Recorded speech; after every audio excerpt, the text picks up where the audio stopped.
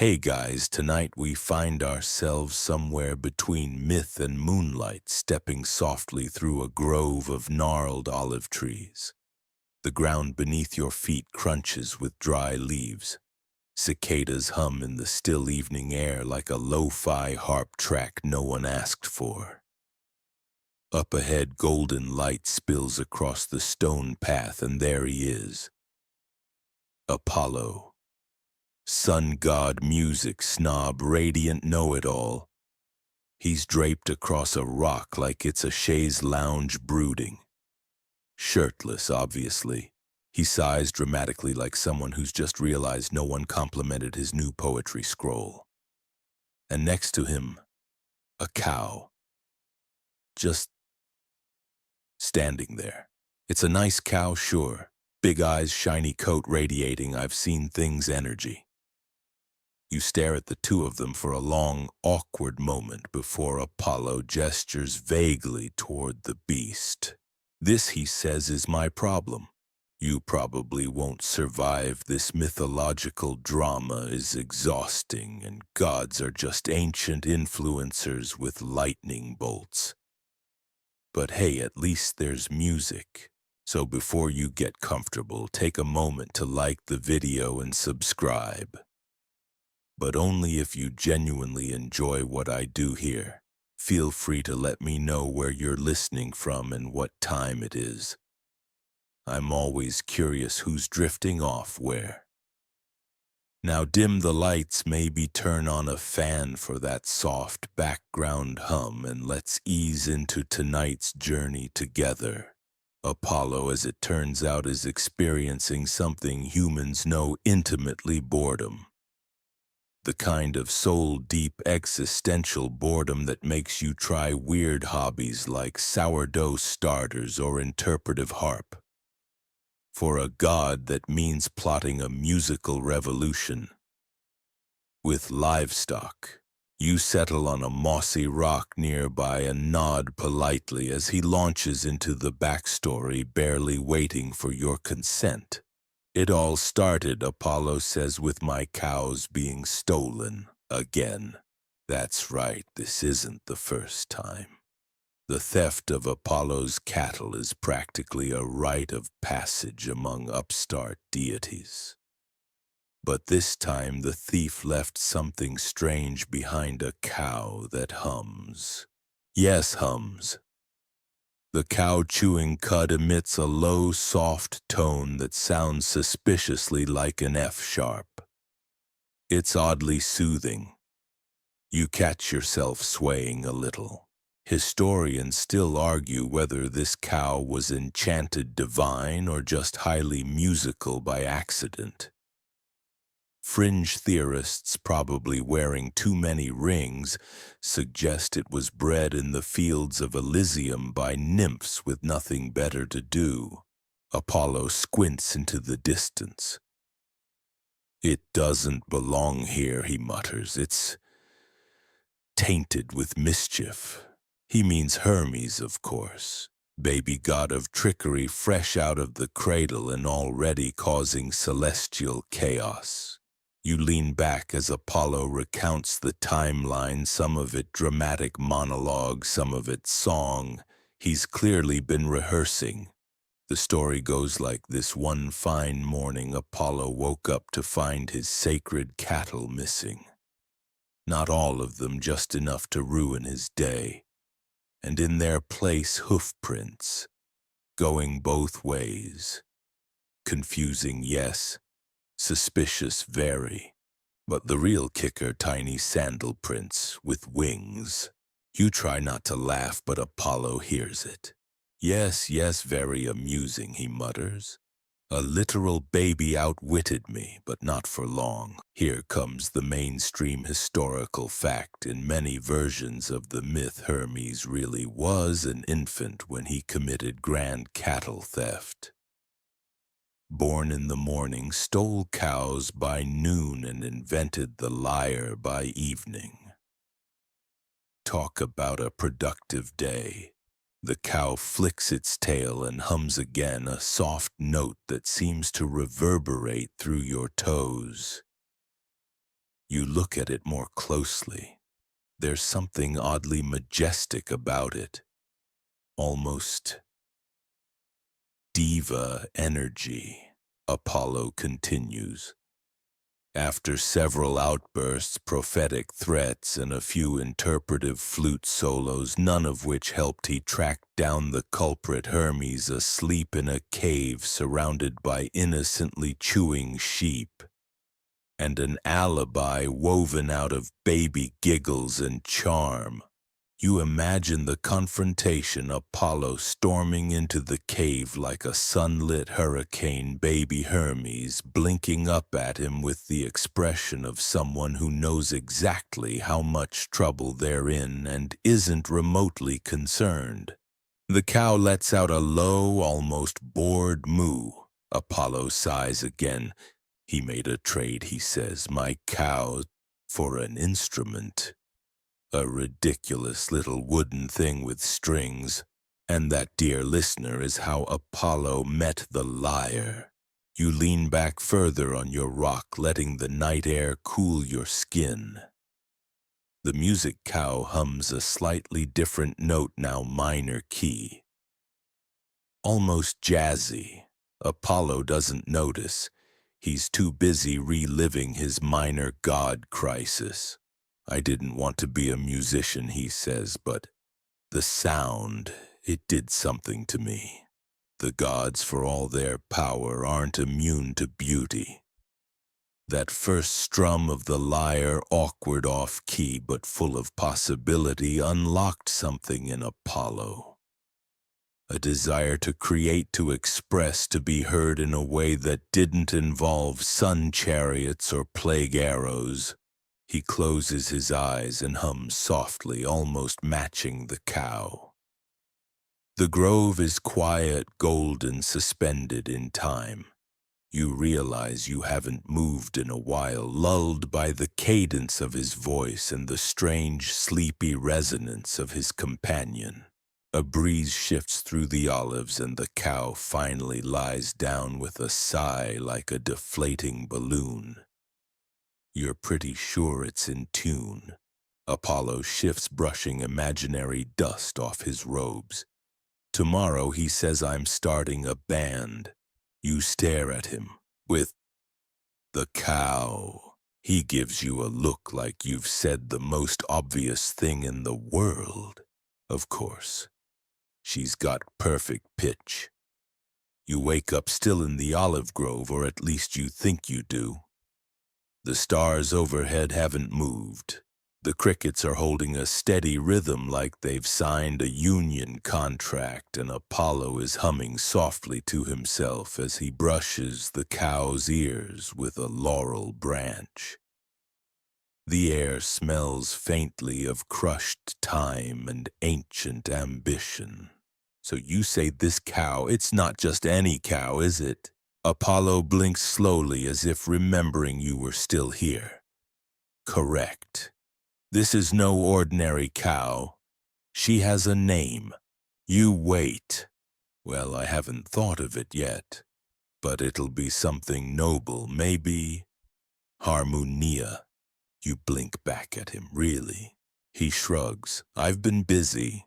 It turns out the cow was part of a herd sacred to Apollo.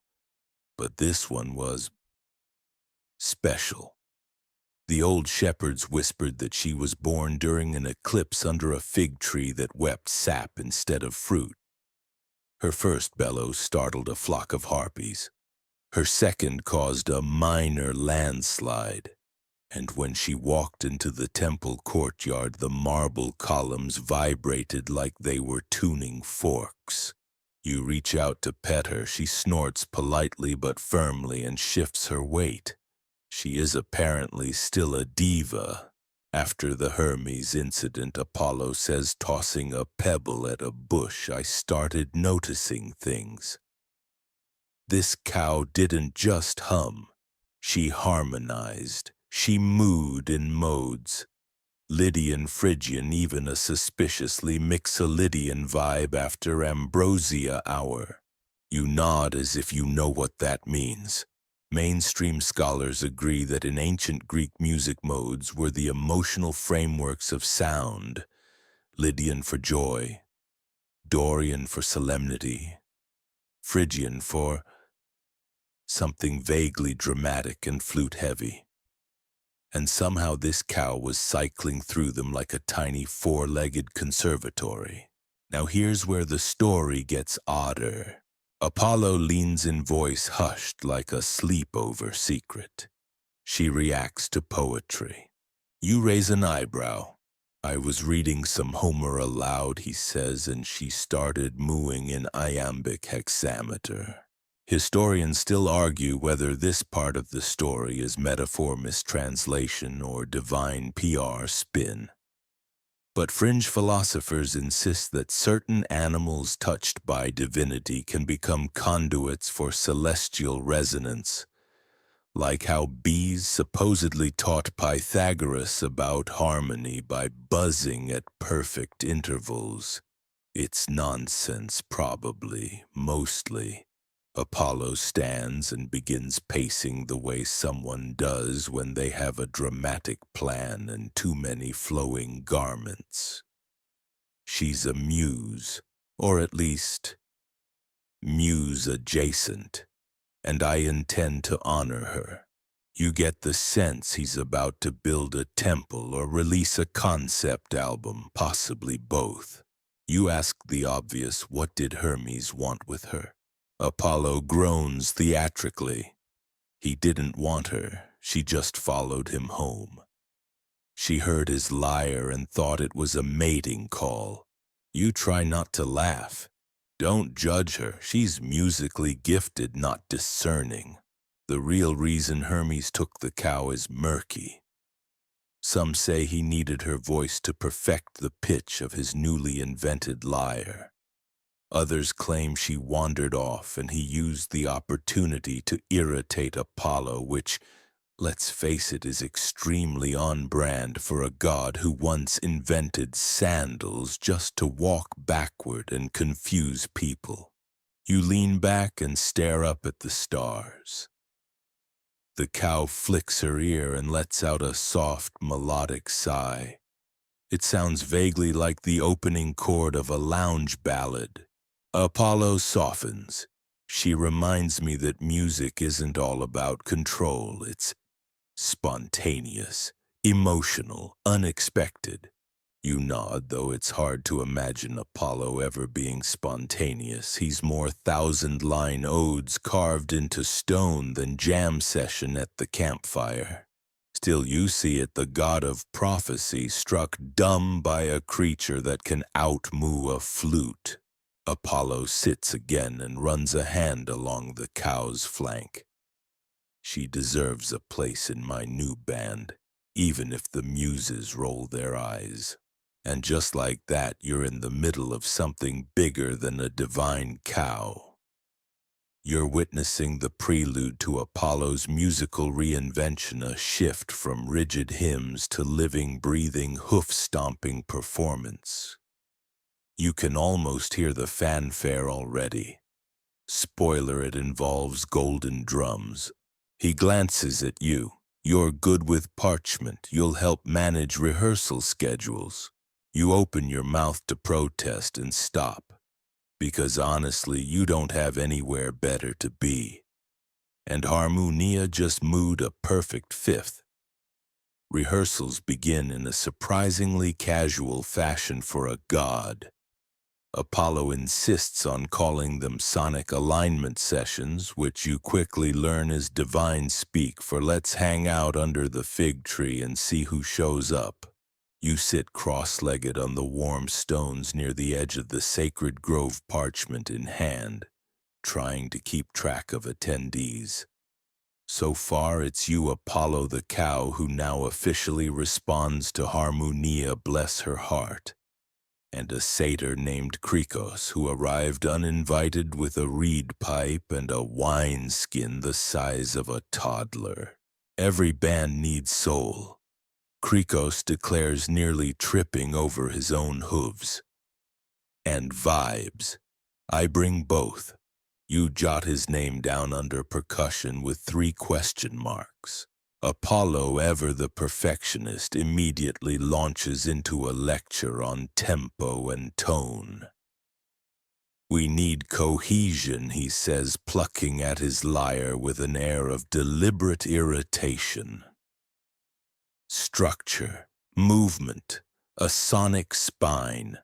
Krikos just blows a series of notes that sound suspiciously like a goat sneezing in harmony. Harmonia, however, chimes in with a low, velvety moo in E minor, and somehow the whole thing kind of works. You close your eyes, letting the strange little melody wash over you. The breeze shifts. Somewhere far off, you think you hear the crash of a wave, though the sea's miles away. Apollo's music always has that effect. Everything sounds a little more eternal when he's involved. The band, if you can call it that, begins to grow. First comes Daphne, a dryad with nimble fingers and a harp strung with spider silk. She doesn't say much, but she nods solemnly at Harmonia, which feels like a blessing in itself. Then a Cyclops with a tambourine joins. He mostly claps offbeat but brings snacks so no one complains. Within a few days, the grove is echoing with odd mismatched rhythms. Reed strings, hooves, bellows, it's chaos, but the kind of chaos that smells faintly of nectar and feels like something ancient is waking up from a nap. And you, poor mortal that you are now somehow the de facto band manager. You keep notes. You record which instruments clash and which players need quiet time. You suggest rotating soloists, and after 3 arguments institute an ambrosia break policy. It's a strange job, but then again, so is babysitting a mooing muse with a fondness for lyric poetry. One afternoon, Apollo decides they need a name, a real band name. Krikos votes for the Feral Hymns. The Cyclops prefers One-Eyed Harmony. Daphne just writes snow in charcoal on a tree trunk. Apollo paces in thought. We need something timeless, he murmurs, something celestial but grounded. You suggest the Elysian Musicians, which gets a surprisingly deep chuckle from Harmonia and a withering look from Apollo. Historians still argue whether Apollo ever fronted a band, or if this entire episode is a metaphorical allegory for artistic perfectionism. But ancient tablet fragments in a ruined temple near Delos mention a brief harmony cult centered around a lyre-playing cow and a particularly loud satyr. Coincidence possibly, but deliciously odd. And yet not everything goes smoothly. Zephyrus the west wind shows up one evening and immediately causes a flute to blow backward into Krikos's mouth. The Sphinx offers to join on vocals but insists on singing only in riddles. And when the muses hear about this Grove Band experiment, they send a formal note of disapproval written on eucalyptus bark. Amateurs, it reads, stop embarrassing eternity. Apollo is not deterred. They're just jealous, he mutters, scribbling ideas for a 12-part song cycle on moonbeams and mortality. Real innovation is never appreciated in its time. One particularly warm evening rehearsal melts into improvisation. Harmonia begins a low rhythmic moo that pulses like a heartbeat. Daphne layers soft chords over the top, her spider silk harp glowing faintly in the moonlight. Apollo sings not in words, but in tone and breath, in pure feeling. You sit still and small beneath the fig tree and let it wash over you. The music doesn't demand attention, it offers sanctuary. a lullaby for the lost, a hymn for anyone who's ever felt just slightly out of tune. Krikos falls asleep mid-note. The Cyclops starts weeping softly into a jar of olives. You're pretty sure this counts as a triumph. Apollo finally turns to you. Tomorrow we perform. You freeze. Perform for who? He blinks. The gods, obviously. You drop your stylus. And mortals. Maybe a few shades from the underworld if Persephone's feeling lenient. Right, you say, rubbing your temples, no pressure. He claps you on the back. You're doing great. Just remember to bring more fig rolls. As night deepens, the grove quiets, and Harmonia hums a lullaby so soft it almost makes the stars sway. You lie back on the moss, listening to the odd little band that shouldn't exist. And yet here it is, real, raw, slightly off-key, but unmistakably alive. You wake up groggy with a fig leaf stuck to your face and the distinct feeling that you dreamed about being scolded by a harp. Turns out that part was real. Daphne is unimpressed that you drooled on her tuning fork during rehearsal. You apologize with a wildflower bouquet and half a biscuit. She accepts with grace only a dryad can manage. Today is the day of the performance. Apollo is already pacing near the grove's edge, adjusting his laurel crown like it's a microphone headset. The band is assembled in loose formation. Harmonia stands front and center, radiant as a divine bovine can be. Someone, probably Krikos, has fashioned her a garland made of grapevines and daisies. She looks unimpressed but regal. You sip something allegedly non-alcoholic from a goblet and glance around. The stage is, well, it's a slightly flattened clearing rimmed by ancient olive trees. A few nymphs have brought glowworm lanterns. A trio of centaurs arrives whispering about rumors they heard from a passing oracle. Apollo's gone full experimental. You start taking role.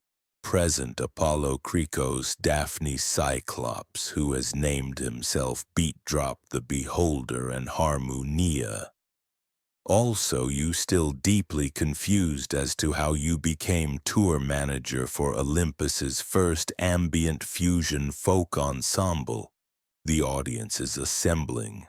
First to arrive, Hermes, holding a pomegranate smoothie and wearing a tunic that says, "I stole this."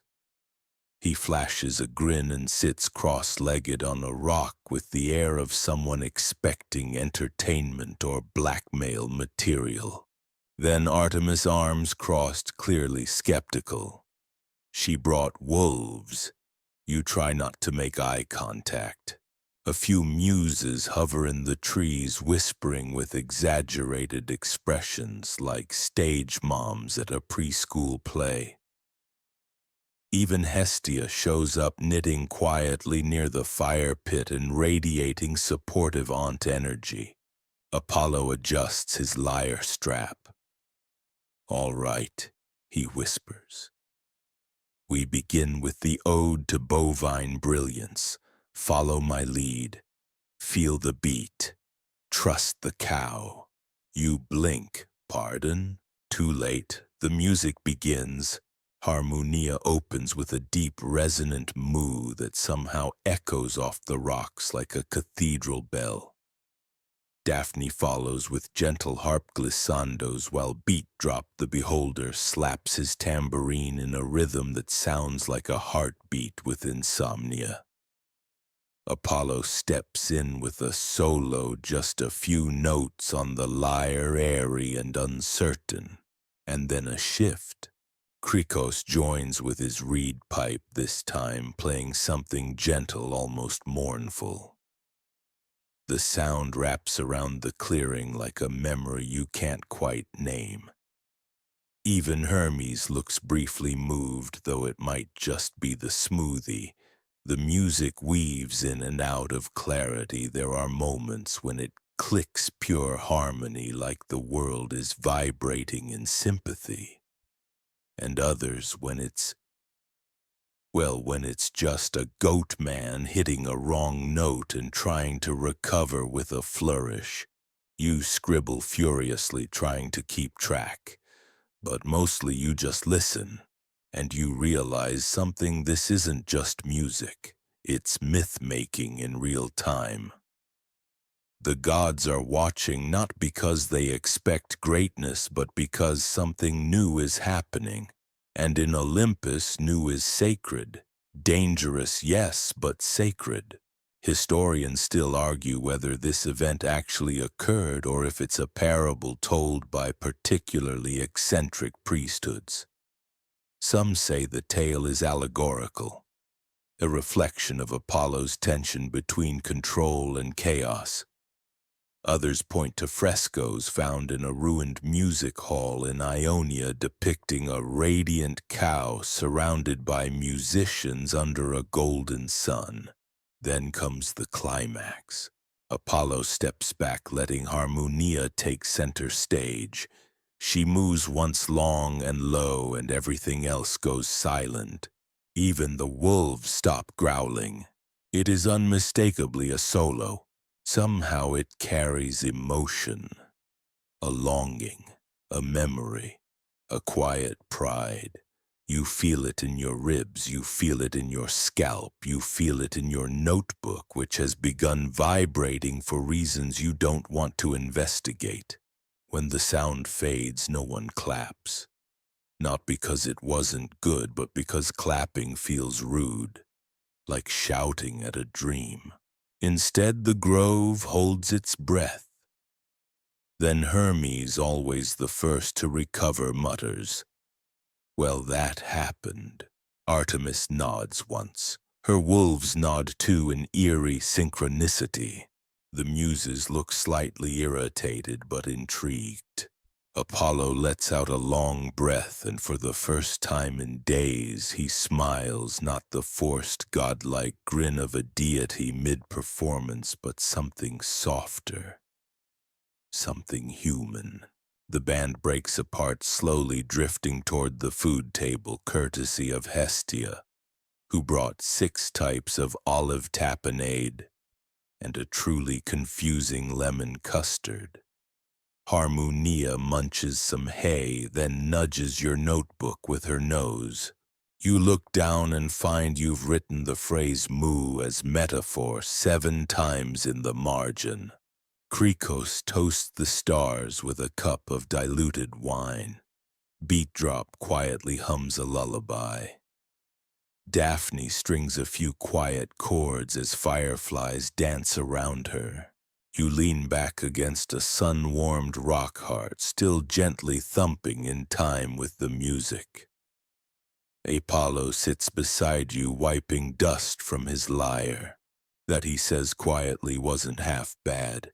You grin, you thinking of going on tour. He groans dramatically, "Please." 1 performance is divine innovation, 2 is a franchise.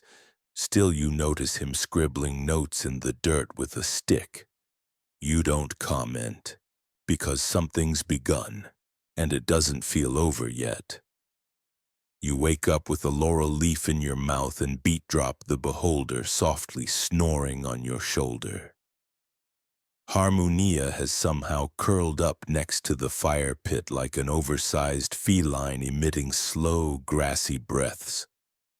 The rest of the band is scattered like the aftermath of a wedding where everyone brought their own lyres and emotional baggage. Apollo, of course, is already up. He's sketching something in the sand with the tip of his sandal. It looks like a set list, or possibly a game of divine tic-tac-toe. You stretch and take in the scene. The performance was by any mortal metric a chaotic swirl of brilliance and near disaster. But there's a strange buzz in the air. Not from applause, no one clapped, remember, but from the echo it left behind. A vibration, a hum, like the grove itself is still playing along. You shuffle over to where Daphne is stringing a new harp made from juniper branches. Was that good, you ask, still unsure if last night was a dream or the beginning of an ancient musical revolution? She shrugs, plucks a note. It didn't rain frogs. That's a win. Today is recovery day, or so you think. Apollo is holding what looks like a divine memo, a scroll sealed with the mark of Mount Olympus itself. The gods have feedback, he mutters. You groan already, he nods grimly. Zeus wants a private showcase. Hera demands a cohesive theme. Dionysus thinks we need more wine-fueled interpretive dance. You blink. Do we even have a theme? Apollo gestures vaguely. Existential bovine elegance. The scroll also contains something else, a summons to a place called the Echo Amphitheater. A naturally carved cavern said to be acoustically perfect and slightly haunted. It lies in the folds of Mount Parnassus, right between the Oracle's day spa and a cursed fig orchard. This, it seems, is where the band will play next. Historians still argue whether the Echo Amphitheater was a real location or a symbolic metaphor for divine self-reflection. Some claim it was a cave whose walls recorded every sound for eternity. Others believe it was a trick of Apollo's ego, a place built to trap his own voice in an endless loop of validation. Either way you're going, the journey takes a few days with detours for rest snacks and avoiding a very irritable Athena who insists that music is not strategy and thus not her department. Hermes offers to teleport everyone, but only if he can DJ. This is vetoed swiftly. The band travels the old goat trails. Literally, Krikos insists on navigating by consulting nearby goats. You end up lost twice, serenaded once by a singing rock long story, and almost recruited into a cult of honey-worshipping satyrs. Beatdrop joins them briefly, but returns smelling like sap and regret.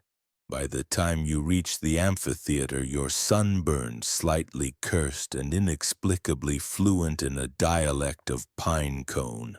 But the place is breathtaking. The Echo Amphitheater opens before you like a natural cathedral. Arched stone ridges ripple outward, each one carved by centuries of wind and soft, secret vibrations. You speak and your voice lingers. Not just bounces, but settles, curling back in your ears like it wants to hear itself one more time. Apollo sighs awed. This place listens. You take inventory of the band. Everyone's exhausted but inspired. Harmonia immediately trots to the center and moos, once soft, resonant, and oddly reverent. Even the amphitheater seems to shiver. Rehearsal begins at twilight. The sun slices through the stone walls, illuminating dust motes like golden fireflies. Krikos insists on incorporating a didgeridoo he found in a cave. Beatdrop tries out echo layering with twin tambourines. Daphne experiments with notes that chase each other through the cavern like gossiping woodwinds. And Apollo, he listens. You catch him not playing, just watching, taking it in, hearing how his dream is shifting, mutating from personal passion project into something bigger, something shared. There's a quiet moment as the band finishes a gentle passage. Everyone stands in silence, the last note still floating somewhere above your heads. Then a sound. Not an echo, not feedback, but a new voice. A single syllable. Mo. But it's not harmonia. Everyone turns slowly. Standing at the edge of the amphitheater is a second cow, sleek, dark-eyed, and wearing what can only be described as a divine anklet. She looks at Harmonia, then at Apollo, then emits a sound that's half challenge, half introduction. Harmonia steps forward, their noses almost touch. You whisper to Daphne, "Is this a duet situation?" She nods. Or a duel. Hard to say with cows. Historians still debate the identity of this second cow. Some claim she was a minor fertility goddess in disguise. Others suggest she was simply a fan drawn by the vibrations. A few argue she was a metaphor for artistic rivalry, one that literally moves.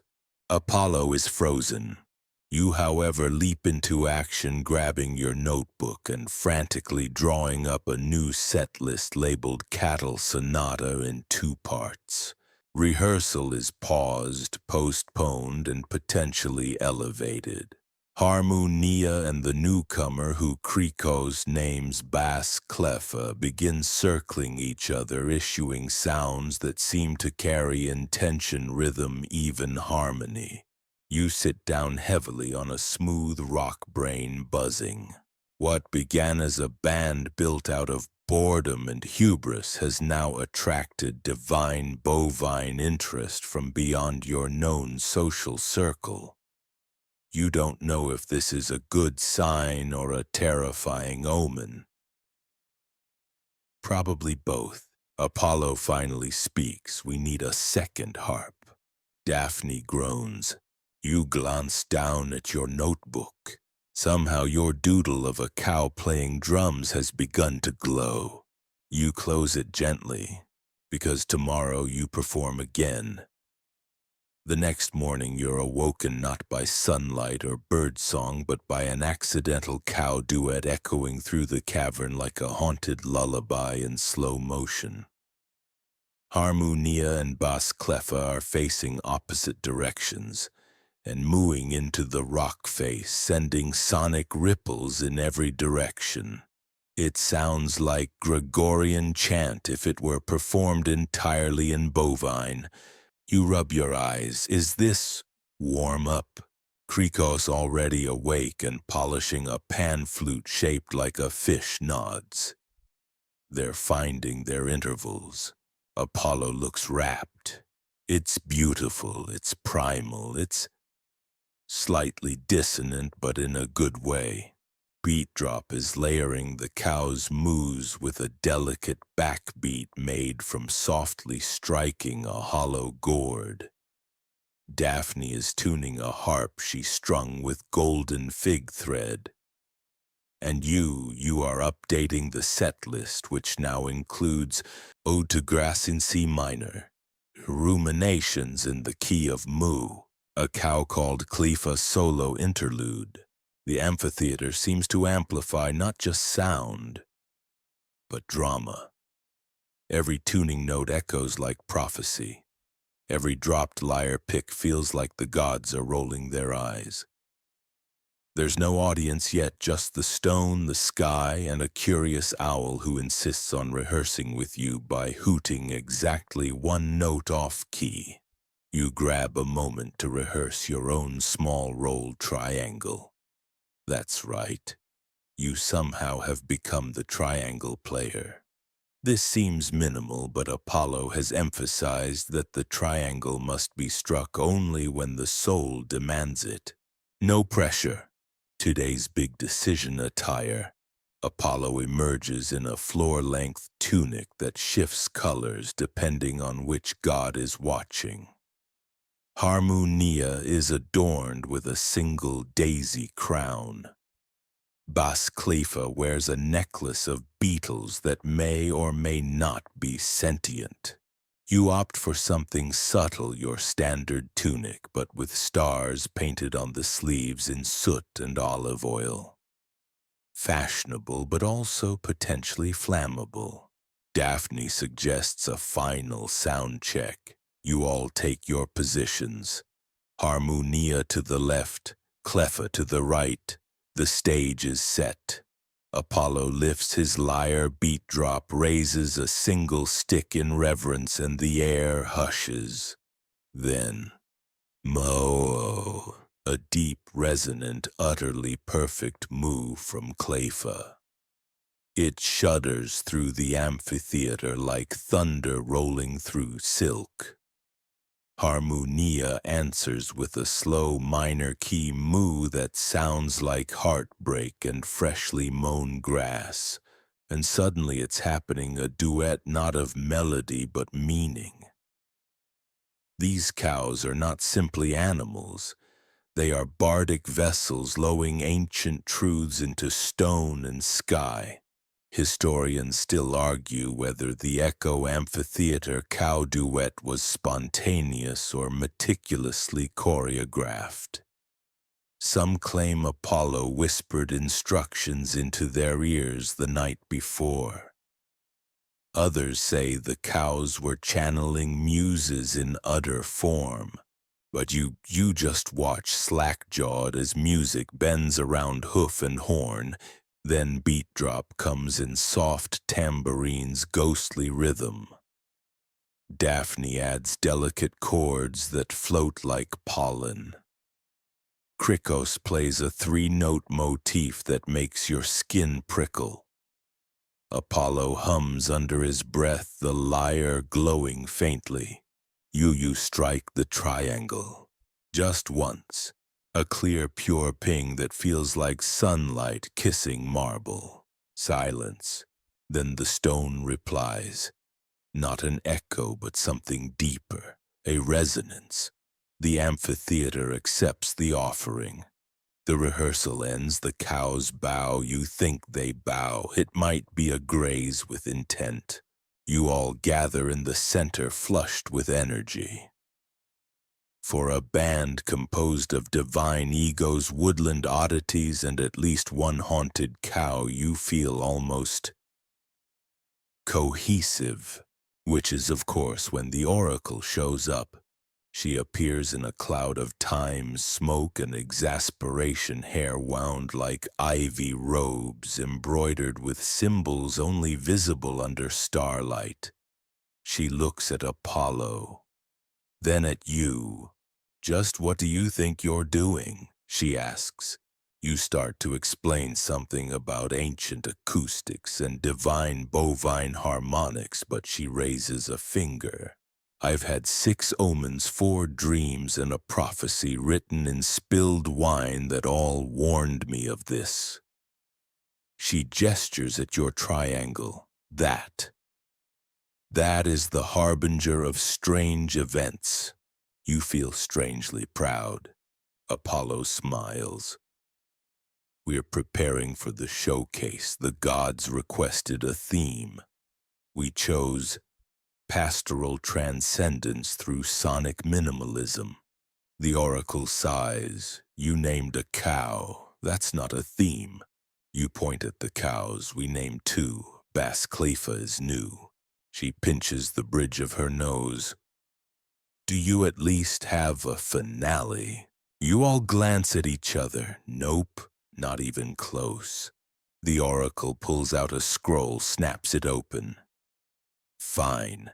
You have until moonrise. If this doesn't enchant at least 3 gods and avoid smiting from Zeus, I'm blaming the triangle. She vanishes in a swirl of time and critique. You all turn to Apollo. Well, Daphne asks. He looks at the sky, then the cows. We need a finale that includes both divine harmony and mortal confusion. Krikos raises a hand. Fog machines. Apollo nods solemnly. We do it old school. Smoke, fire, echoes, and one final haunting moo. You realize your triangle solo is now the final note. Historians still debate the triangle's role in ancient myth. Most scrolls omit it entirely. But one obscure fragment of the Delphic papyri claims that in the moment of silence the smallest chime can summon gods or dismiss them. You swallow hard. No pressure. The sun begins to set. The cows are still humming. The band prepares. And you, triangle in hand, pulse steady, prepare to close the most surreal rehearsal in mythological history. The moon hangs low and fat, the color of overripe figs, and you're pacing behind a scraggly olive tree, triangle clenched in sweaty fingers. Apollo stands center stage with his lyre.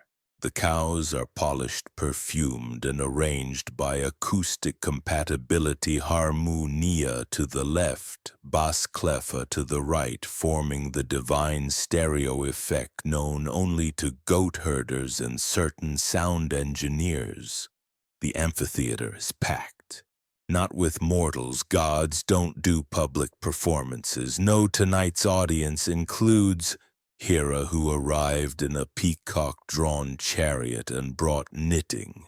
Hermes, who is wearing sunglasses despite it being night, and is live-streaming the event onto polished bronze. Artemis cross-legged near the front, whispering critiques into a quail's ear. And Zeus looming in cloud form just above the stage like a floating dad. Even Dionysus is here, lying upside down on a velvet chaise with a goblet of something that smells suspiciously like grape-based regret. The oracle floats in last.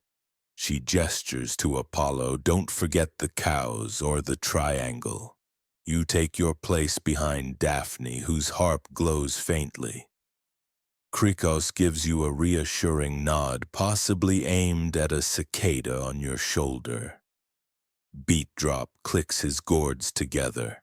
It begins, a single pluck of the lyre, then another. The chords shimmer across the stone. The cows lift their heads.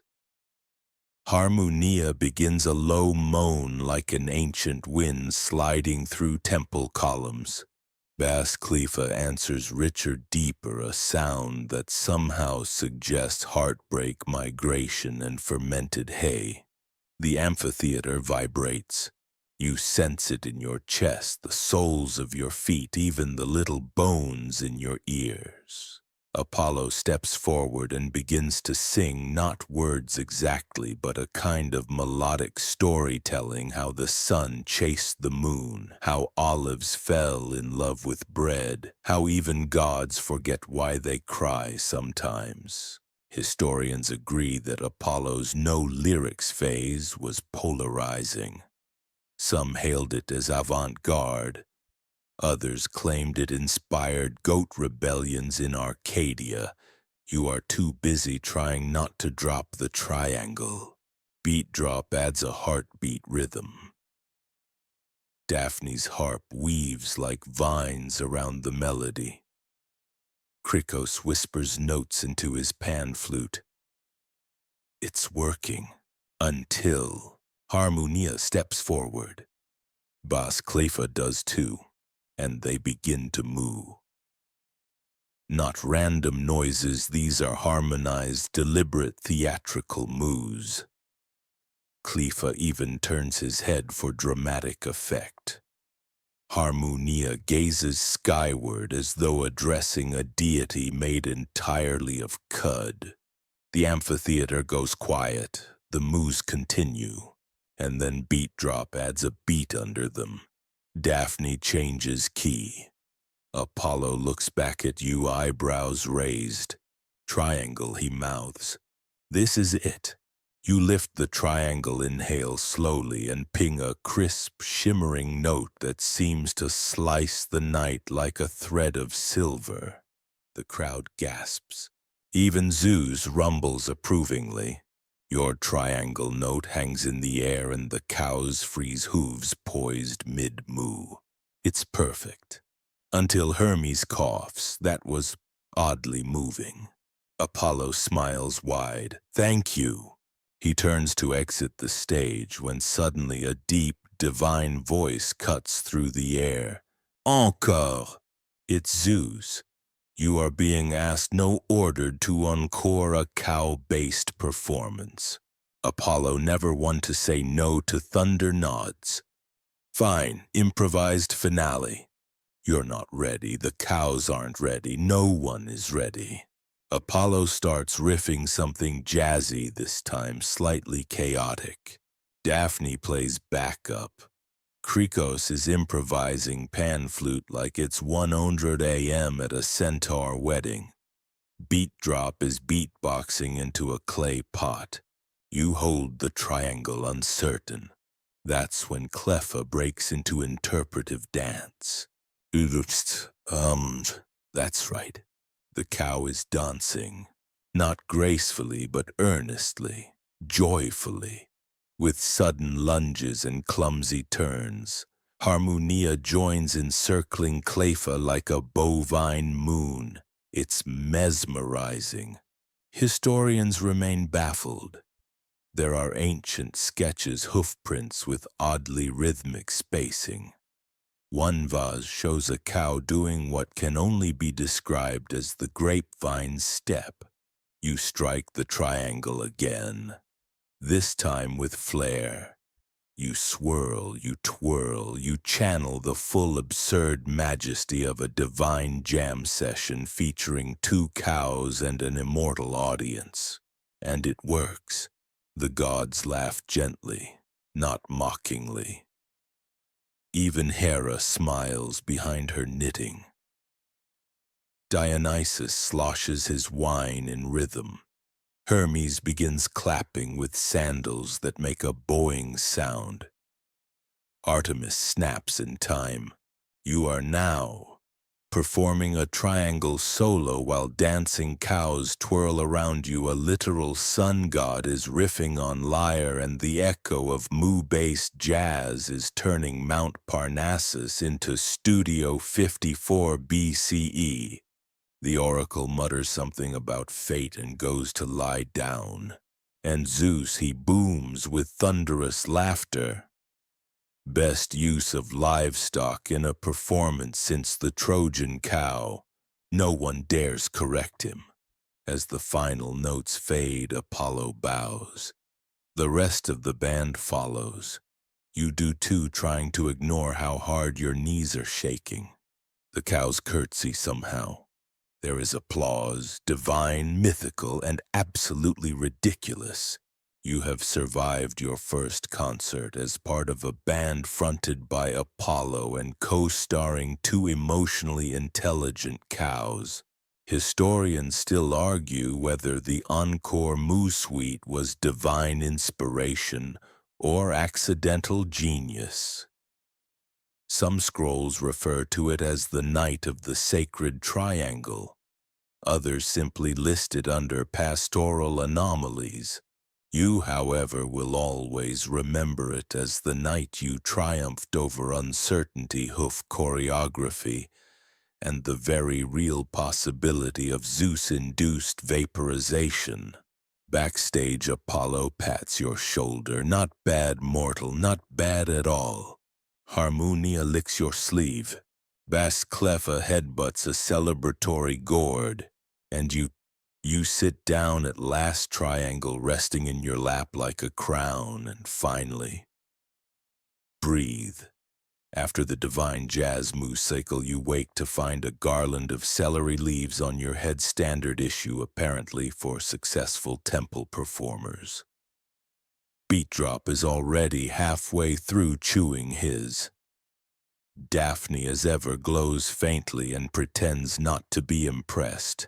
Apollo, he's nowhere to be seen. Gods are dramatic like that exit stage leave mortals confused and slightly traumatized. You stand, stretch, and nearly trip over Boss Cleffa, who is asleep with his legs folded under him like a bovine meditation guru. Harmonia is trying to hum. She's tone deaf. You love her for it. Then a scroll arrives. No courier, no Hermes. Just poof, a scroll tied in red string materializing midair and dropping into your breakfast fig yogurt. It reads, "Come to Delphi, bring the cows and the triangle." You sigh. Because of course. What else is a post-performance high for if not being dragged across ancient Greece again for vague god-level errands? And so you pack up, again. This time your journey winds north through olive groves and sleepy villages past temples where statues blush at your approach. You try not to trip on your new celebrity status. Yes, even the goats recognize you now. The road to Delphi is steep, riddled with bees' prophecy and the smell of simmering lentils. Along the way, you stop at a roadside stand where an elderly woman sells clay cow figurines. She looks you dead in the eyes and says, "Play me the triangle." You do.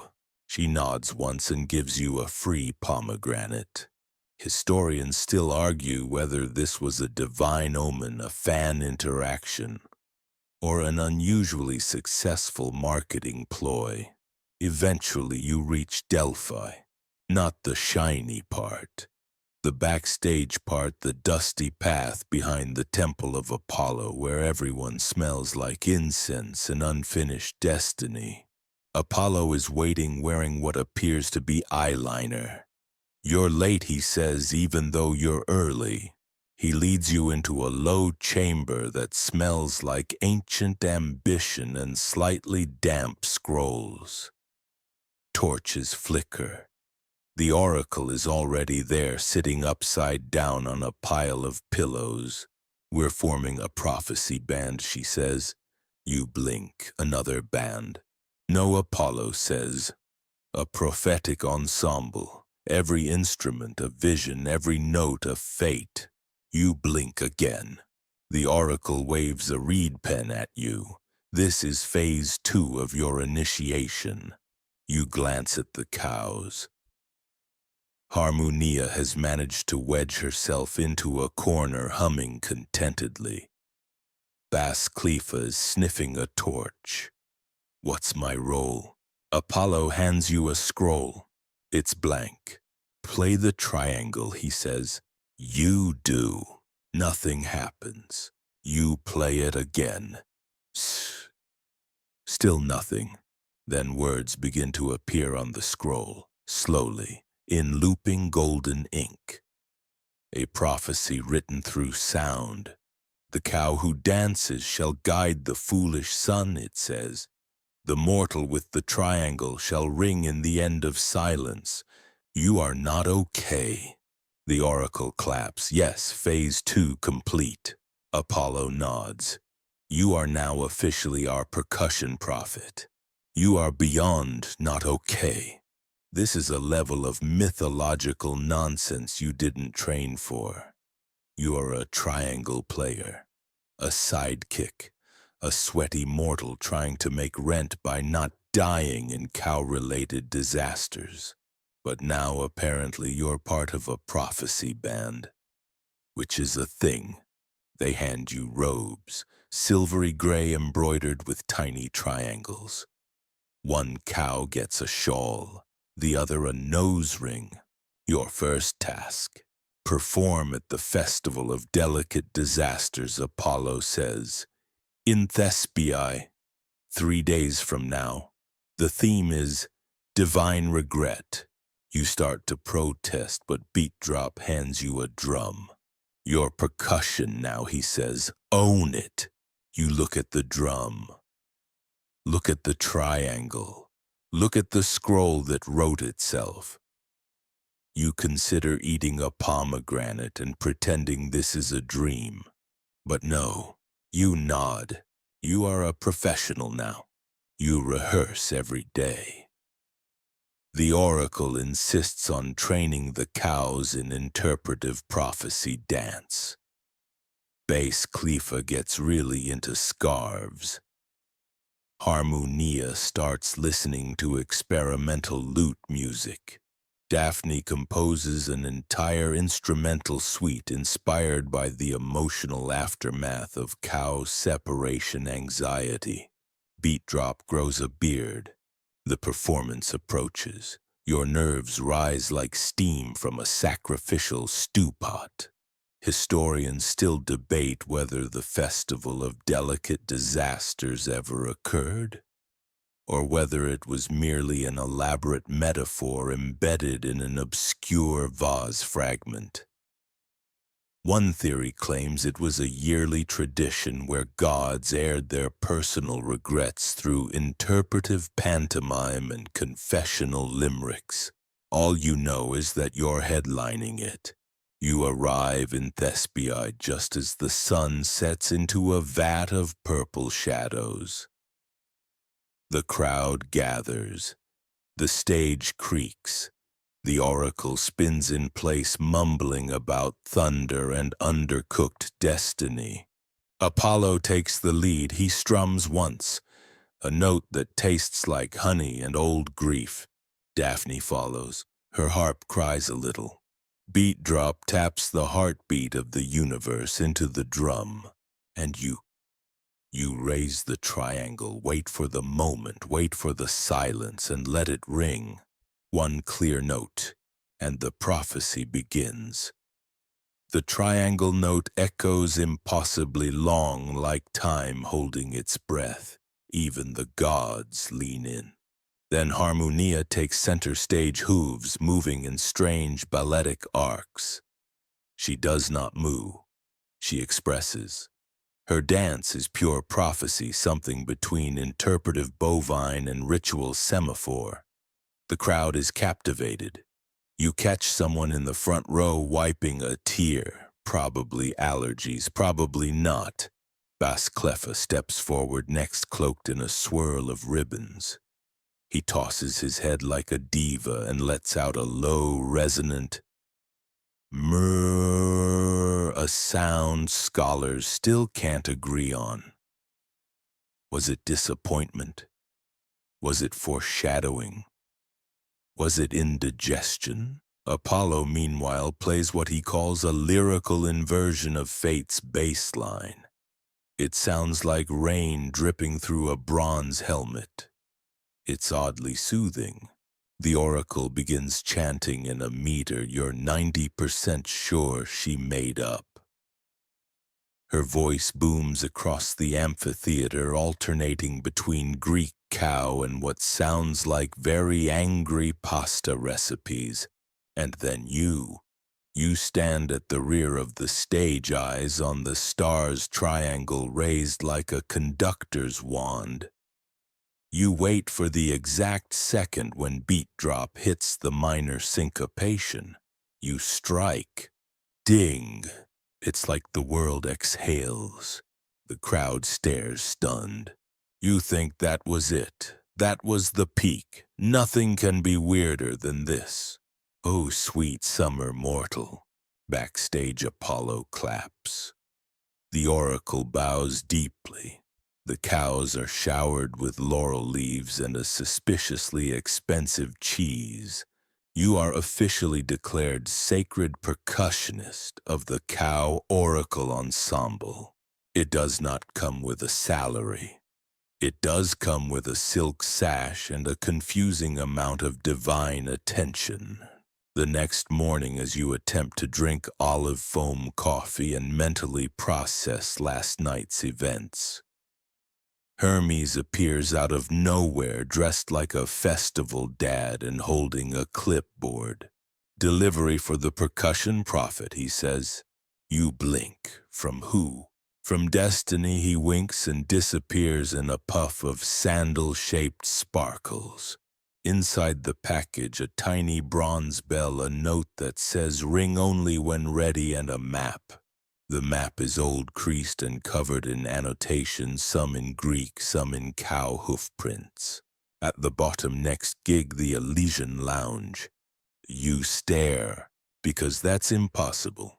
The Elysian Fields are the resting place of the heroic dead. The lounge is, well, technically it doesn't exist. It's a rumored side room, a myth within a myth where the greatest artists of all time gathered to jam between lifetimes. To get there, you'd need divine approval, musical genius, and a slightly suicidal willingness to question reality. Apollo leans over your shoulder. It's time. You hesitate.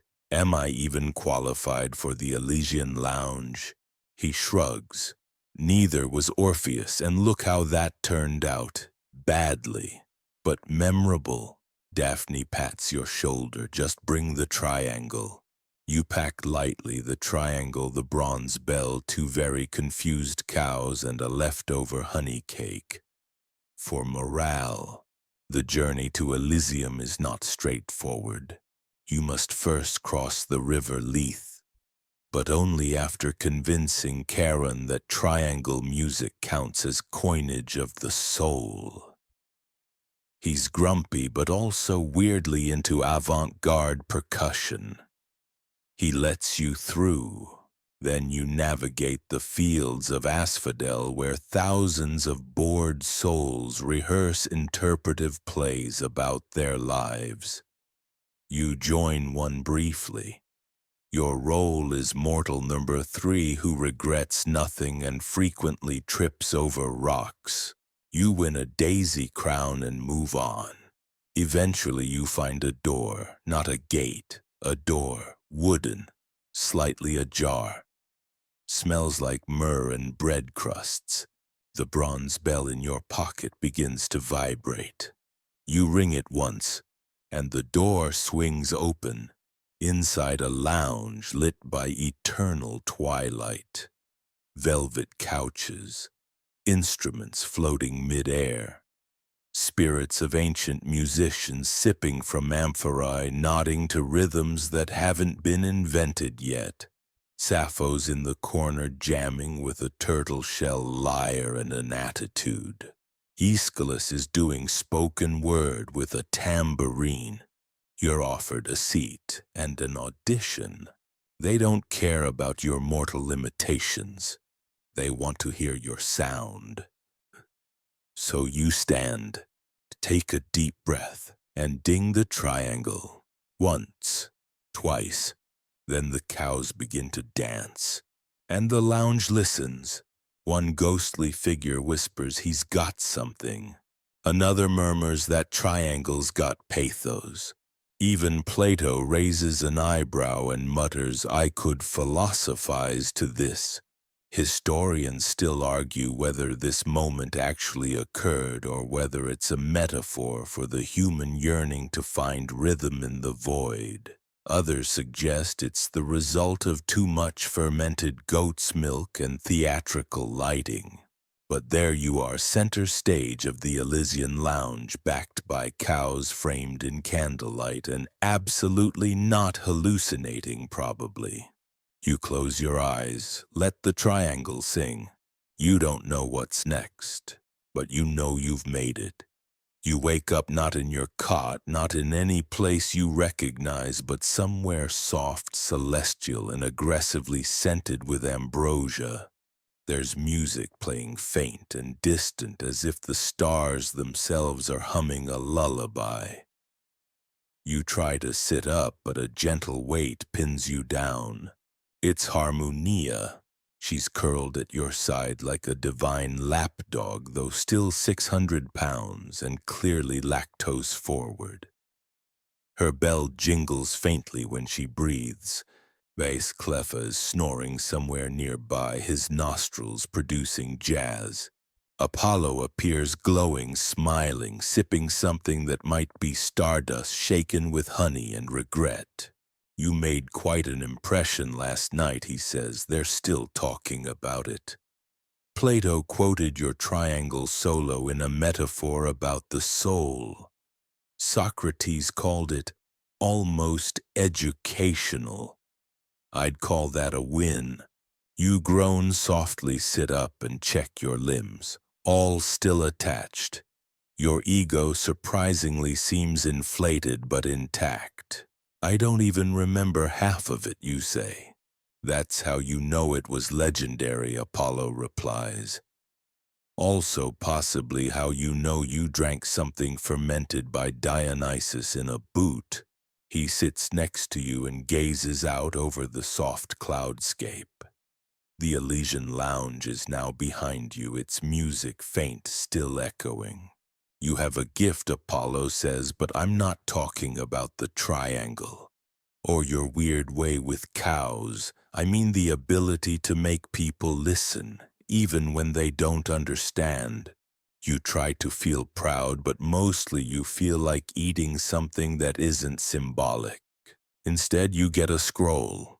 It materializes next to you with the theatrical poof of official bureaucracy. Ah, Apollo mutters, here it comes. The scroll is stamped with the seal of Mount Olympus and a smudged hoof print. You unroll it. At the top, musical duties reassignment form, divine temporary residency edition. It explains that due to your accidental success, the Council of Muses has voted 11 to 2 to assign you to an official post. You are now the interim assistant demigod of ceremonial cow music and heroic mood curation. Your responsibilities include soundtracking small quests, providing triangle-based tension in epic narratives, teaching cows to perform interpretive dance, and bafflingly narrative emotional punctuation. You are also expected to attend monthly divine jam sessions and keep your triangle cleansed of mortal fingerprints. You stare. Apollo shrugs. Look, it's mostly ceremonial. You show up, you ding-ding a little, everyone claps, Zeus pats himself on the back, you might even get a robe. Do I have a choice, you ask? Apollo considers this. Sure, if you're okay being turned into an aromatherapy candle. Hera's been in the market. You choose the robe. Training begins immediately. The muses are less ethereal than you expected. Thalia has a sharp tongue and an obsession with kazoo arrangements.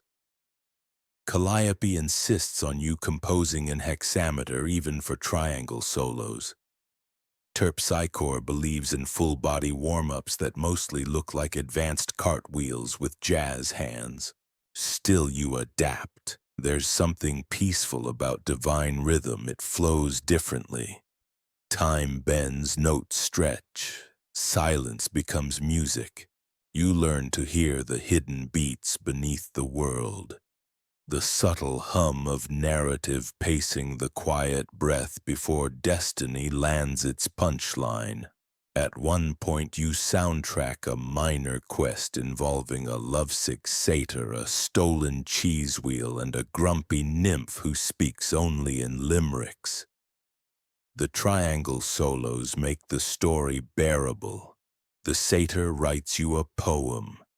The cheese is returned.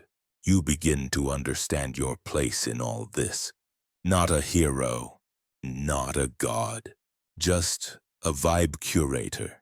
One day, while lounging under an olive tree that may or may not be conscious, Harmonia nudges you. She presents a scroll with her teeth.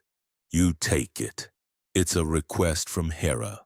Her birthday is coming up and she wants a performance. Theme regal, subtle, and preferably not involving cows. You look at Harmonia. She gives you an offended moo. Well, you say, I guess we better start rehearsing. Over the next week, you prepare an ensemble of minor gods, grumpy cows, and one very enthusiastic nymph with maracas. Apollo helps by hovering and offering unhelpful commentary like, more emotion, and what if the triangle summoned doves? You try it, it summons wasps. After several adjustments and one emergency unwasping ritual, the big day arrives. Hera's throne room is intimidating, gold everywhere, peacocks judging you from every angle. You perform. You hit every beat. The cows remain composed. The triangle solo brings tears to the eyes of a bronze statue. Hera nods once. Acceptable. That's the highest praise anyone's ever received from her. Apollo beams. Afterward, you're handed a parchment labeled Official Recognition of Ephemeral Divine Function. It smells like approval. You are now allowed to perform in any Temple Cave hero's journey or immortal picnic you desire. You feel proud, exhausted, mostly just glad the cows didn't moo at the wrong time. But as you rest that evening on the clouds triangle at your side, Harmonia humming in her sleep, you realize something. You're no longer just a background mortal. You're part of the myth now. Historians still argue whether such a mortal was ever granted divine status just for playing triangle and wrangling cows. Some suggest it's allegorical. Others claim it was a particularly elaborate cult prank. Still others insist the triangle was never real. It was a metaphor for inner rhythm and outer confusion. But somewhere in the footnotes of forgotten scrolls your name is written, next to a drawing of a triangle and a cow wearing sunglasses. Back on Earth, well, kind of, you find yourself reassigned. Your first solo assignment is humbler than the Hera gig, but somehow more nerve-wracking. A tiny temple in Thessaly has requested musical ambiance for a hero's coming-of-age feast. The hero in question, a pimple-faced teen named Cleon, who once accidentally lassoed a Cyclops, not defeated, just lassoed, in the ankle. The Cyclops tripped, cursed, and promised vengeance by Papyrus. You are to provide atmosphere, nothing grand. Just gentle underscore for his celebratory goat stew. You arrive to find the temple crumbling slightly. The attendees already 2 goblets deep into fermented grape philosophy, and Cleon trying to balance a lyre on his head. You take a breath, place your triangle on a pillow like it's the crown jewels, and begin. Ding! It echoes. Someone claps, possibly ironically. Then something magical happens. A breeze picks up the sky, shifts into a sleepy lavender, and a small group of guests begin to sway in slow motion as if time is dozing off around them. A priest blinks and whispers, it's evocative. You realize this is your power, not to dazzle or dominate, but to subtly alter the rhythm of things. You are a tempo wizard, a vibe whisperer, a triangle sorcerer. After the feast, Cleon presents you with a laurel crown made of actual leftover goat garnish. You wear it anyway. You are nothing if not humble. Soon word spreads. You become a favorite of minor cults and mid-tier oracles.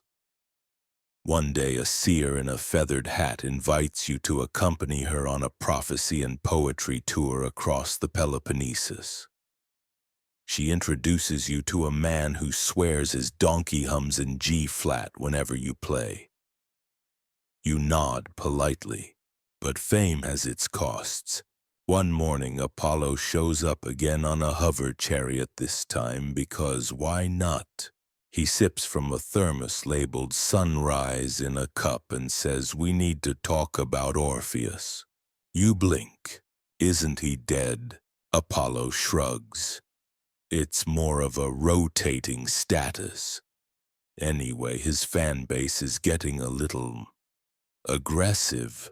Apparently, a new cult has sprung up, the Orphic Resonance Society. They believe you're the reincarnation of Orpheus because of your celestial vibe harmonics. They chant. They follow you around. One of them insists your triangle once healed her sciatica. You try to protest, but Apollo hands you a flute. Here, he says, Try this instead, less iconic, less Orpheus-y. You oblige, it squeaks. He grimaces. On second thought, just keep the triangle, but maybe use a smaller one in public. It's too late. Your legend has grown legs, hooves, and 3 verses in a bard's tavern song. One particularly dramatic version involves you charming a kraken using nothing but rhythmic cowbell and soft eye contact. You don't remember doing this. You weren't even near a coast that week. Historians still argue about the veracity of these tales.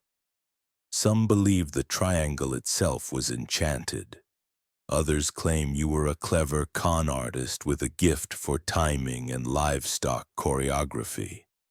A fringe theory suggests you were actually several people, 3 mortals, 1 cow, and a talking bird named Phil, mistaken for a single traveling musician. You try not to think about it. Your next gig is in Delphi. You're to perform between prophetic utterances, which is a delicate role too loud and you overshadow fate. Too soft, and no one knows whether the future includes cheese. You strike a balance. One particularly resonant triangle ding causes the Pythia to hiccup mid-trance and accidentally predict a 40% chance of rain. The crowd applauds. Your reputation soars, and yet you miss Harmonia. Apollo senses it. She's off visiting Dionysus, he says one evening, watching you tap rhythmically on a wine goblet. Says she needed a sabbatical, something about wine barrels and dance therapy. You sigh. Apollo nods. Listen, he continues, you've done good. But even gods get vacation. Ever been to Lesbos? Good figs, excellent sunsets, very little cowbell. You take the hint. You book passage. Well, ride a cloud, same difference. Lesbos is everything Apollo promised, balmy, musical, and politely indifferent to divine drama. You lie in a hammock, strum the triangle like a lyre poorly, and finally fully relax. Until one morning you wake to a familiar moo. You sit up. There she is, Harmonia, wearing a garland of grapes and a look of mild disapproval. She's tanned, or sun-dappled, or maybe just dusty. She flops down beside your hammock, bell tinkling softly. You scratch behind her ear. She licks your foot. You're home again, and not because of geography. Because for the first time in a long myth, you're not a background mortal, or a confused triangle intern, or a cow-wrangling accident of fate. You are the beat, the one steady sound in a world of heroic chaos and godly ego. You're not Orpheus. You're better. You're you with a triangle, a cow, and a song that makes time slow just long enough for mortals to breathe. You spend a few gentle months on Lesbos eating olives the size of your thumb and learning to sleep through seagull arguments. The locals are kind, mostly uninterested in divine lineage, and best of all, nobody asks you to perform interpretive music during a volcano eruption or flirt with a satyr to get a discount on barley. But of course, peace in Greek myth is always the middle bit. One sunset, as you and Harmonia watch the sea slowly unroll its lilac tides, a letter arrives.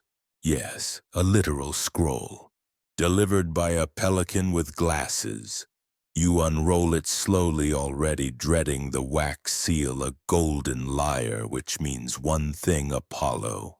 Dearest triangle friend, it begins, which you suppose is affectionate.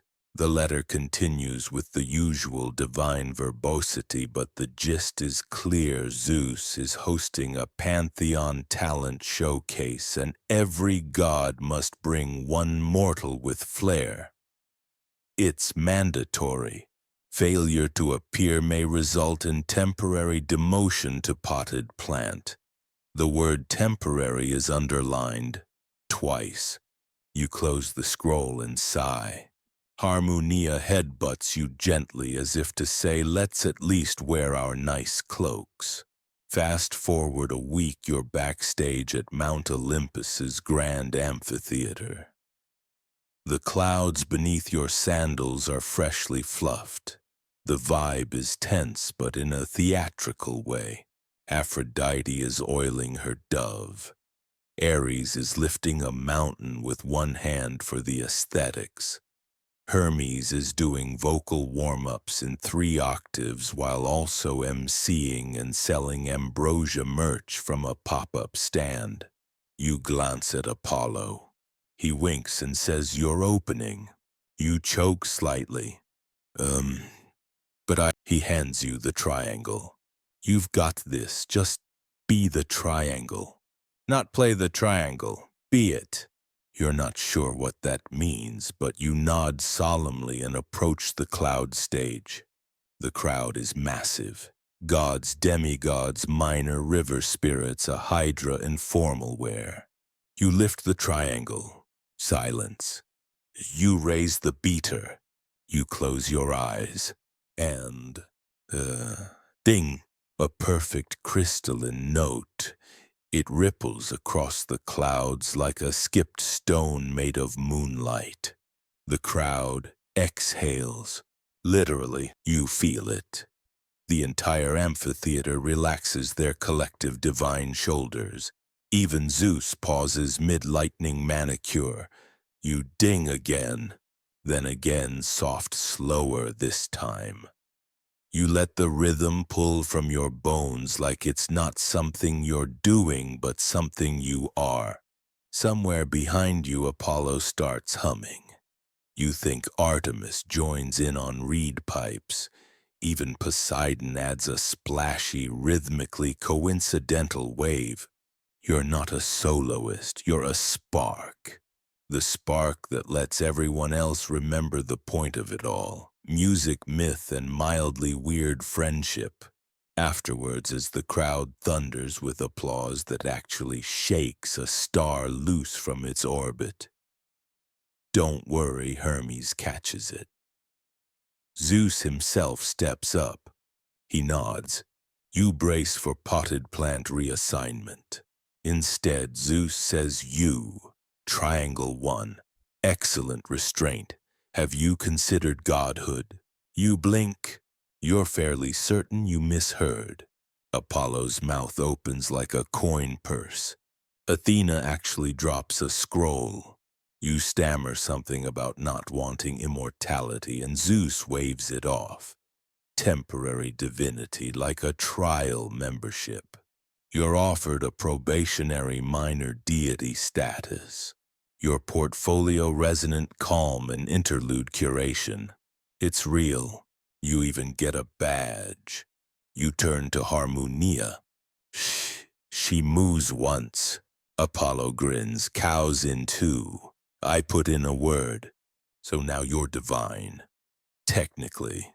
You have your own tiny cloud office and everything.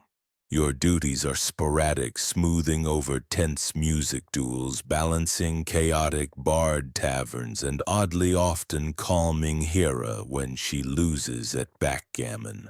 You also get mail, real scrolls, fan letters. One is from the Orphic Resonance Society. They apologize for earlier zealotry and invite you to guest lead a mindful mu-based meditation session. You accept, because let's face it, triangle or no triangle, you're a creature of calm chaos now. Your legend doesn't roar or blaze. It gently resonates. Historians still argue whether your triangle was enchanted, or whether you simply had the rare mortal gift of not rushing anything. Fringe theories claim you were the physical manifestation of a celestial pause button. One even insists you were Harmonia in disguise the whole time and that the cow was the real musician. You don't bother correcting anyone. Because the truth isn't loud, it doesn't need to be. It's in the stillness after the note, the quiet in the joke, the tiny rest between myths. You are that rest, and for now you are enough. So what does a semi-divine mortal do with immortality's trial run? Apparently, you nap a lot.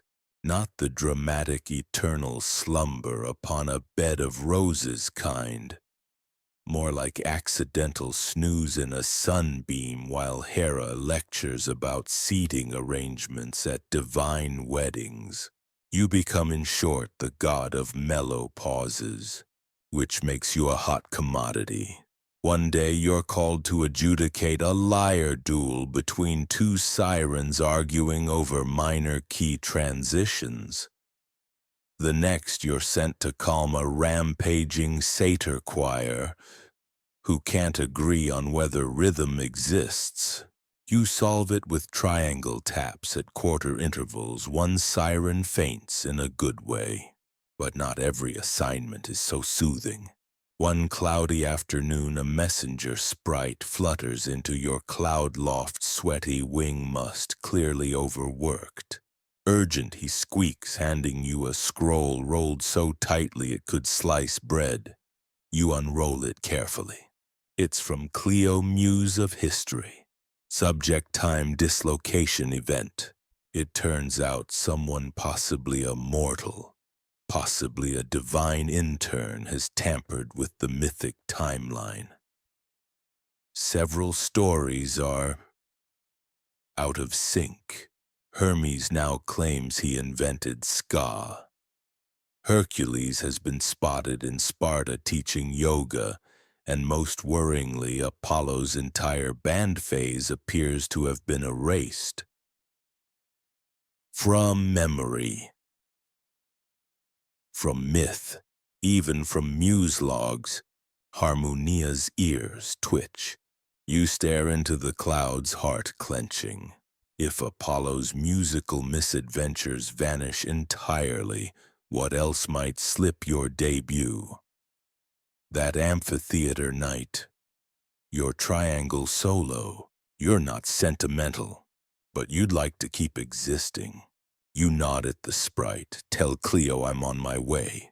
You arrive at the Muse archives via Pegasus lift. Yes, those exist, and are immediately ushered into a bronze-tiled chamber that smells like old scrolls and existential dread. Cleo herself looks frazzled.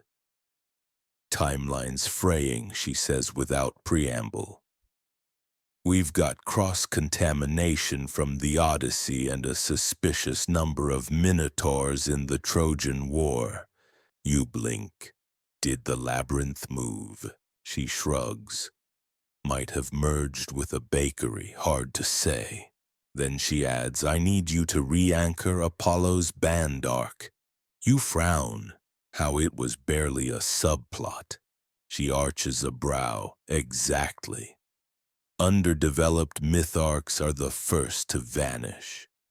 You were a witness. You remember the triangle, the cow, the cave acoustics. You glance at Harmonia. She nods solemnly.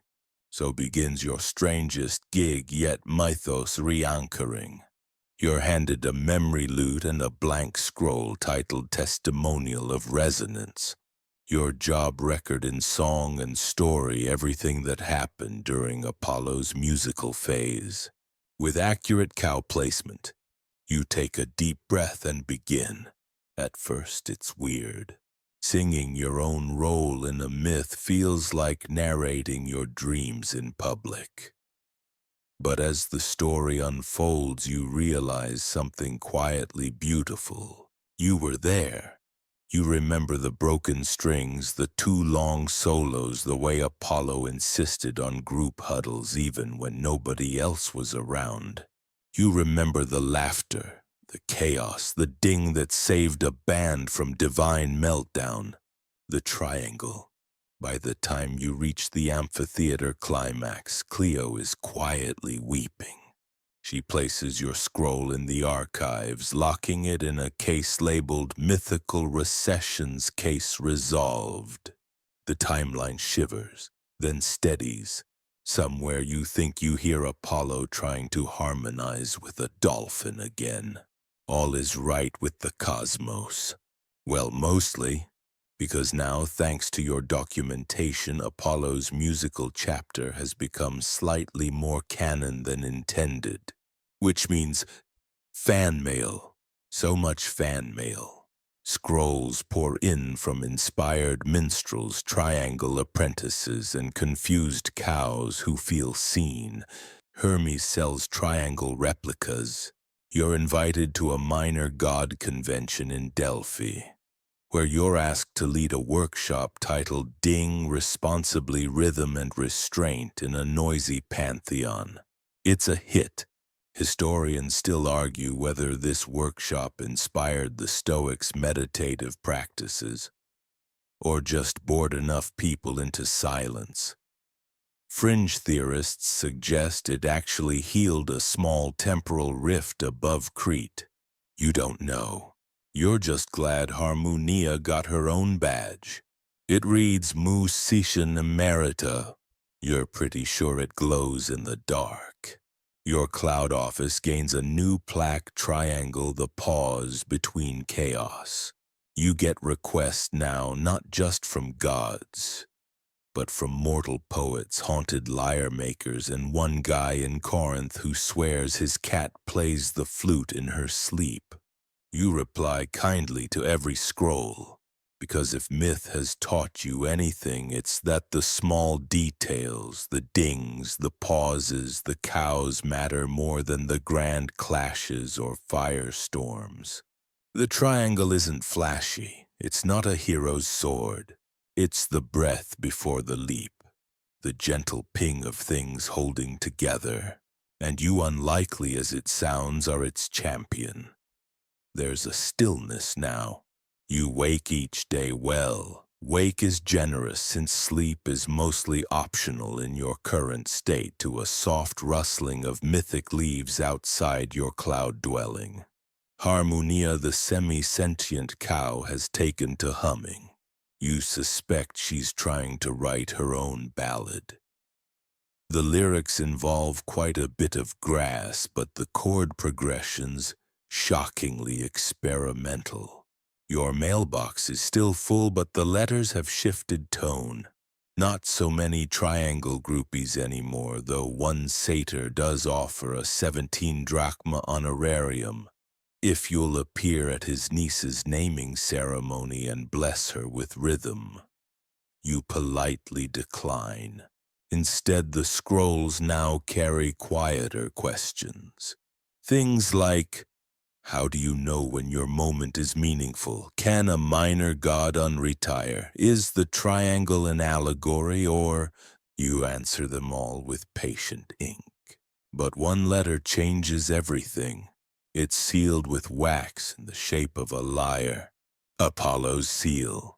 Your former bandmate writes in his usual grandiose style, equal parts poetry and ego. There are unnecessary metaphors. At least 3 are about sunlight bathing a harp in divine nectar. But then about halfway down the scroll he writes, I remember now, not everything but enough. The echo of your triangle in that cave. It was the only sound I didn't try to drown out.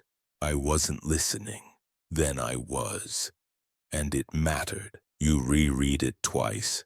Then again, a smile plays on your lips. Harmonia nudges your elbow. She senses a shift in the script. Later that week, a nymph from the Department of Celestial Programming arrives with a clipboard. We're rebooting the Muse network, she says, adjusting her eucalyptus-scented glasses. More inclusive, more weird, more myth-adjacent. We'd like you to guest host a new show. You raise an eyebrow. She flips the clipboard toward you. The working title is Quiet Instruments of Loud Moments, Forgotten Sounds in Immortal Times. You laugh, not at her, but at the absurdity of the full circle loop. You say yes. So now every lunar cycle you sit before an audience of minor deities, former monsters, and musical artifacts brought to life by bardic magic. You tell stories, stories not about war or vengeance or fiery retribution, but about the echo of shoes on temple floors. The breath between verses, the squeaky note on a new reed flute. And yes, triangles. Some nights you bring Harmonia on stage. She just stands there. But the crowd loves her. One dryad claims her moo healed a centuries-old bark rash. Historians debate whether these performances are true myth or post-canonical commentary. Fringe scholars argue that you're inventing ambient legendary, a new genre entirely. You don't mind, because somewhere between Apollo's bad band and your accidental fame, you've discovered what most myths skip: the power of stillness, the value of pausing mid-epic to listen to the breeze shift through a temple colonnade, the magic of an off-key note played with sincerity, the sacred hilarity of trying something ridiculous and failing gracefully, and maybe, just maybe, giving a cow creative control. There's even a rumor you'll be added to the next edition of Lesser-Known Divinities of Olympus, revised and expanded. Your name modestly placed between god of slightly toasted bread and patron of coincidentally timed lightning. You chuckle at that.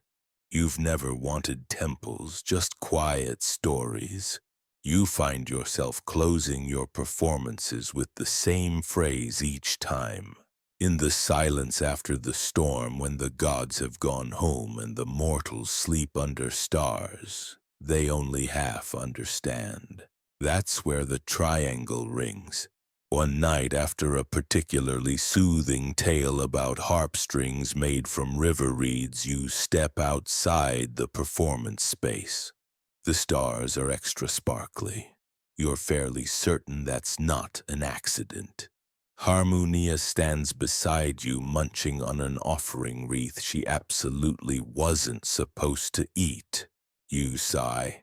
I think you murmur to her this is the closest thing to a happy ending Greek myths ever get.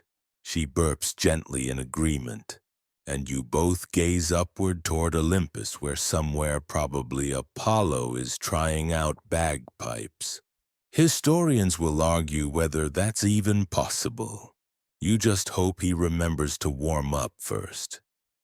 You know how these things go.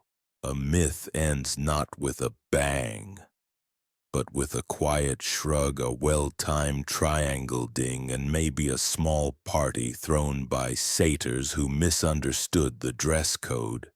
That's what you're at now, a minor celebration. They call it the Festival of the Almost Forgotten, hosted annually by the Pan-Hellenic Association of Background Figures. You're the guest of honor this year, sharing the dais with the demigoddess who invented steam-cooked lentils and a centaur who once taught Plato how to skip stones. You sit under a fig tree draped in twinkle lanterns, sipping diluted ambrosia. It tastes faintly of cinnamon and pride, while Harmonia snoozes beside the buffet. The theme: unsung sounds. Naturally, the decorations feature papier-mâché triangles and clouds made of cotton and optimism. A nymph DJ is spinning lo-fi lyre beats, and someone in the crowd is wearing a toga made entirely of rejected scrolls. You recognize at least one early draft of your band's set list, Ode to Ding version 12. It's surreal and strangely comforting, because here, surrounded by others whose myths were footnotes at best, You realize something essential. The stories that stick aren't always the ones shouted from marble rooftops. They're the whispered ones, the ones shared in the dark between friends or hummed by cows who remember the shape of a melody even if no one else does.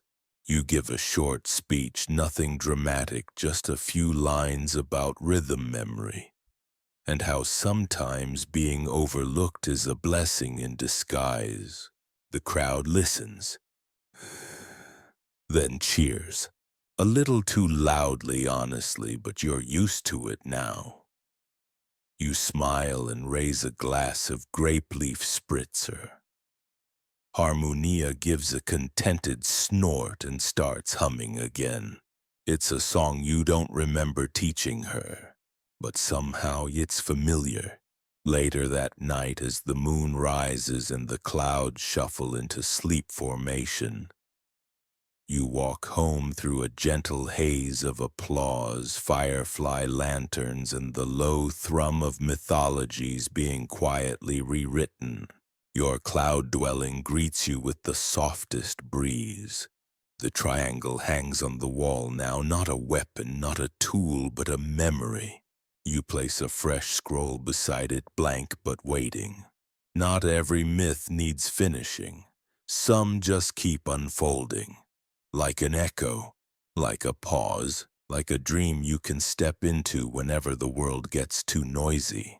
And as you curl into your hammock of woven cloud thread and soft celestial fleece, Harmonia nestles nearby, already dreaming of musical pastures. Your eyelids grow heavy. The stars hum something gentle, and somewhere far above or deep within the gods continue squabbling over who invented jazz. Its word count 1012, wind down 300 words. And now as our myth drifts into its quietest chapter, let yourself sink just a little deeper. No more divine instruments, no tangled timelines, no musical cows to wrangle. Just soft air, just calm. Feel the hush settle around you like the final note of a lullaby held just long enough to echo in the chest. Let your breath slow like the turning of a celestial scroll. In, out, again. The sounds of Olympus fade gently, the rustle of laurels, the echo of sandals down marbled halls, the soft ding of a triangle at rest. You're safe here. The stars blink overhead, not watching, just existing in their sleepy vigil. Every loose thread of story has tucked itself in. Every odd god and forgotten myth has found its pillow. You don't have to remember every name. You don't have to solve every riddle. Just float like a cloud untethered, like a thought you almost had but let go of with a smile. And if tomorrow someone asks what you dreamed, you can tell them it involved a cow, a lyre, and a triangle that saved the cosmos. Or you can just smile and say, I slept well. Good night. Sweet dreams.